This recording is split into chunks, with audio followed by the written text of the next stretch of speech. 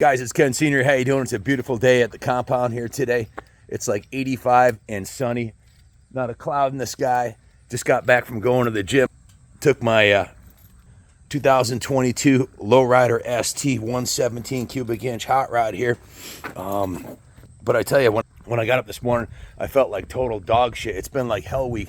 If you watch that last video of the shop getting flooded, we were knee deep in water and had a total disaster on our hands, and it couldn't have come at a worse time. This is the busiest time of the season. Our project manager Kyle just got his job with the state, working towards a state cop job, and so we're down a couple good men, and we had a shitload of work to do. But what I want to talk to you about is, this morning when I woke up, man, I had a splitting headache. One eye was half shut. I felt like total dog shit. Gonna be 59 in like 8 months. I'm no spring chicken. My back was killing me because we were dragging bikes and equipment out of the shop and working around the clock trying to clean up that mess. We worked, 70 hours Monday through Friday.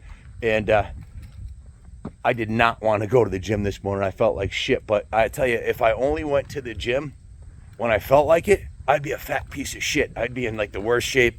I would not be able to do what I do, but I forced myself to go because I know it's a one thing that's going to make me feel better, and it's a total opposite of what I used to do when I was younger. When I was 1991 is the last time I drank or done any drugs, and I tell you, I don't miss it at all. Everything good in my life today is a direct result out of me adhering to some simple principles in life. That is, don't drink, don't do drugs, work your ass off, be a good person, and follow through.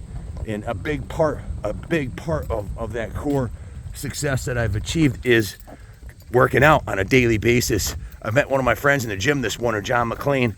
I was like, and I was telling him my experience this morning, how I felt like shit this morning, how I always feel better leaving the gym. And I was like, yeah, we've been doing this for like 30 years. He goes, no, it's been a lot longer than that.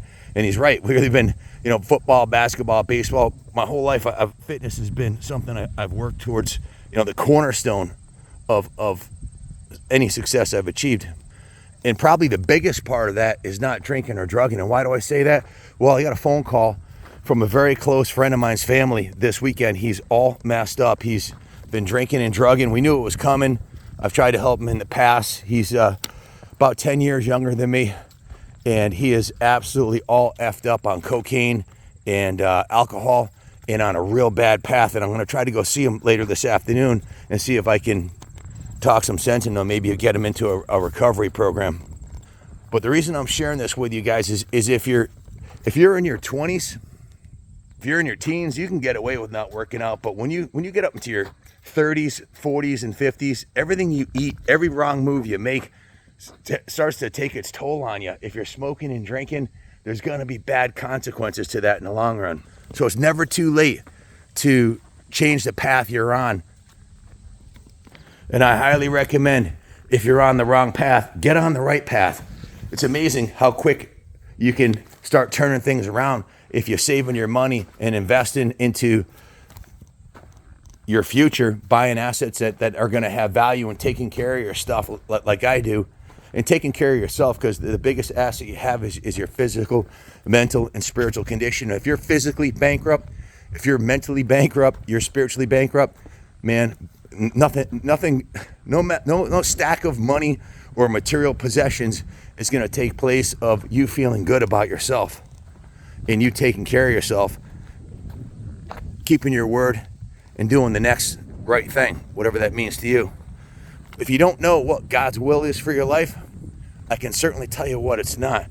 It's not drinking, it's not drugging, it's not lying, it's not cheating, it's not stealing. So if you're not sure what you should be doing with your life, just do the next right thing, the next good thing.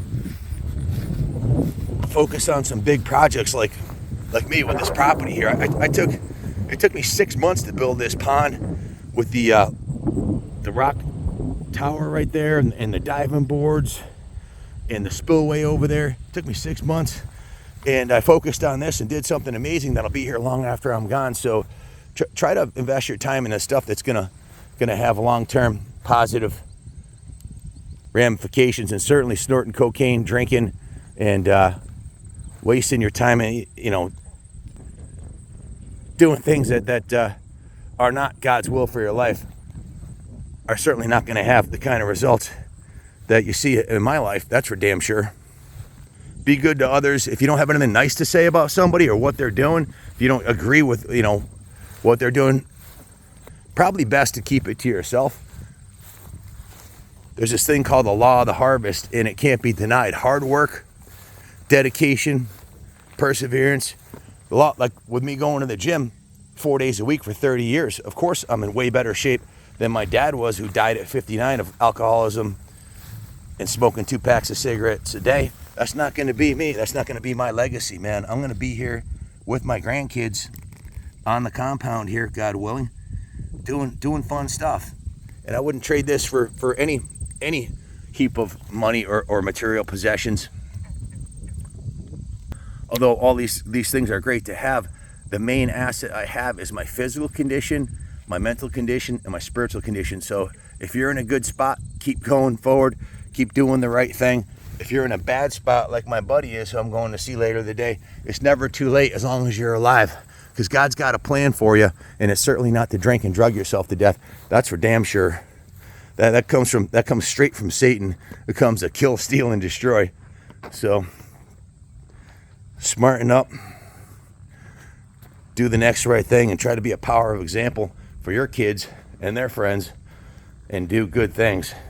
Work hard and leave the results in God's hands. That's what I do every day. So bring on the floods, bring on the famines. I'm going to keep forging forward in a positive direction. We cleaned up that mess in the shop. It's all set. I've had this car right here since 1990. That's 32 years. I take care of my stuff. My buddy who is all messed up just smashed up the nicest sports car. I'm not going to say which one because I don't want to break his anonymity, but smashed up one of the nicest sport cars you could ever possibly imagine recently. And if he was sober, he wouldn't be doing these messed up things. And if you're on that path, if you're not in jail and you're not dead and you're not in an institution yet, there's still hope for you. Look at that. Christy and I planted this butterfly bush a few months ago, and it's coming along freaking awesome. This thing's usually surrounded by big butterflies. We planted 3 acres of flowers back in the wetland marsh back there. Literally, definitely millions of flowers back there. But Christy does a lot of work here on the compound with her gardening and everything. It's coming out freaking awesome. She's making us a nice healthy breakfast.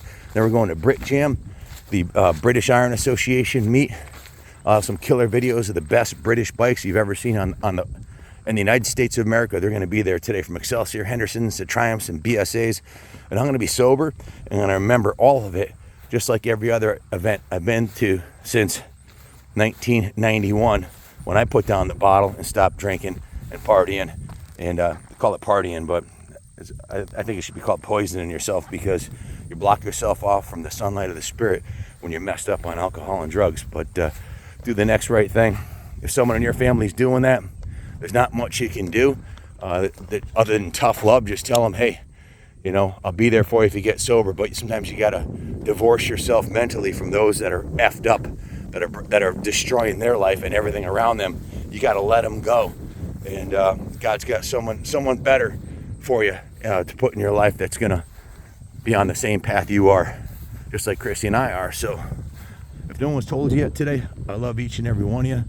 So get out there, enjoy this beautiful day, ride your bike like we're gonna do. Gonna head down to the ocean, down to Westbrook, stick our toes in the ocean hopefully, and get prepared for a killer week. We got a lot coming up. I've got at least 20 bikes that we've restored that we'll be doing killer videos of for you guys this week. So thanks for watching. And as always, God bless the United States of America. So this is a killer breakfast that Chrissy just made for me. I'm so blessed to have this kind of healthy food and her in my life taking good care of us. And we spent a lot of time out on the porch here. Not as much as I'd like, but pretty much every night we come out here. She created this little oasis where she's got lemon trees and hibiscus trees and lime trees, and this is a hibiscus bush tree, I guess. Flowers, marigolds in there. We got a bird's eye there, so one little oasis. I'd like to work less and spend more time here, but there's a lot of work to do. We've got about 110 bikes waiting to get done at the shop. that are in the process of being restored. So anyways, thanks for watching, and God bless you all.